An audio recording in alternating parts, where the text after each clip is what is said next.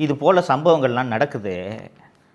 சம்பந்தப்பட்ட காவல்துறையினருக்கு கடுமையான தண்டனையை வழங்குவேன் என்று முதலமைச்சர் கடுமையாக இரும்பு கரம் கொண்டு நடவடிக்கை எடுத்திருந்தால் இப்படி இத்தனை அப்பாவிகள் செத்துருப்பார்களா? ஒருத்தன் பீச்சில் குதிரை ஓட்டுறவன் விக்னேஷ், இன்னொருத்தன் கோவிலில் செக்யூரிட்டி, ப்ரைவேட் செக்யூரிட்டி கார்டு 12,000 சம்பளம் வாங்குவான். அவன் செய்யாத திருட்டுக்காக 5 காவலர்கள் அவனை அடித்தே கொள்கிறார்கள் என்றால் காவல்துறைக்கு எந்த அளவுக்கு துணிவு வந்திருக்கிறது? இந்த காவல்துறையை கட்டுப்படுத்த முடியாத, கட்டுப்படுத்த அதிகாரமற்ற, கட்டுப்படுத்த திறனற்ற ஒரு முதல்வரை பொம்மை முதல்வர் என்று சொல்லாமல் வேறு எப்படி சொல்வது? சாதாரண பொதுமக்களுக்கு பாதுகாப்பே கிடையாது தோழர்களே.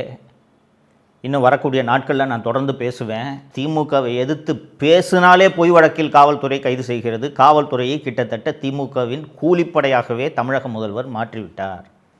ஏன்னா எந்த காவல்துறை அதிகாரி மீதும் நடவடிக்கை எடுப்பதில்லை அப்படின்றத பல்வேறு சம்பவங்களில் நாம் பார்த்துருக்கோம். இந்த சம்பவங்களும் உதாரணம். அதனால் சாதாரண பொதுமக்களுக்கு பாதுகாப்பு இல்லாமல் எதிர்த்து குரல் கொடுப்பவர்களை காவல்துறையை வைத்து வேட்டையாடி காவல்துறையை ஒரு கூலிப்படையாகத்தான் திமுக அரசு இந்த 5 ஆண்டுகளாக பயன்படுத்தி வந்திருக்கிறது என்பதை பல்வேறு சம்பவங்களில் நீங்களே பார்த்திருப்பீர்கள்.